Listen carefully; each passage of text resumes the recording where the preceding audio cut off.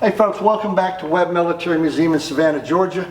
I'm Gary Webb, and today we're going to talk about the last case of artifacts in the museum, which is kind of my catch-all case. After Vietnam, whatever happened, Afghanistan, Gulf War, whatever, we try to feature some of the items in here. Everything is named to somebody though. Far corner here, you can see one of Saddam Hussein's uniforms taken out of his Baghdad palace, along with his cane, a variety of artifacts that I got from a vet, to include a painting. Apparently he liked this Greek romantic genre scenes that I was told was all over his palaces, which he had many palaces. This particular Coast Guard uniform belonged to Gary Jarble. He was actually a Vietnam vet. He'd come to my museum when I first opened, and months later I received a box of his artifacts from Vietnam and his service in the Coast Guard.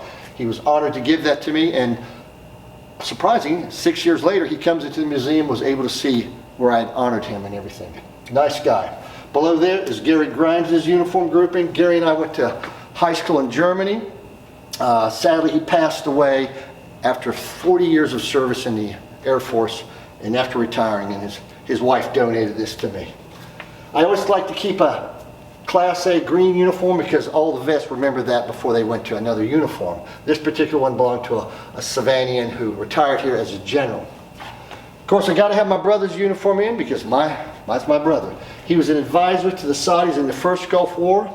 He wears his uniform with his name in Arabic and English, and he also wears the crown indicating that he's a major, so his counterparts can recognize him. I was told that this particular style of uniform was called the Elvis uniform because of the big collar. It makes sense. Down below here you can see the helmet that looks like Darth Vader. The reason for that is this is a Fedayeen helmet. It was Hussein's private bodyguard.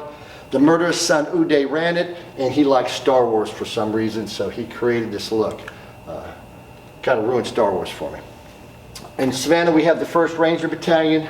1st Battalion Rangers 33 years ago parachuted into Panama. The first killed in action was my friend James Markwell.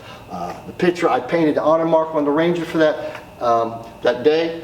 I was told that if you get Markwell's room, the print hangs above his bed, and my painting still hangs in the Ranger headquarters.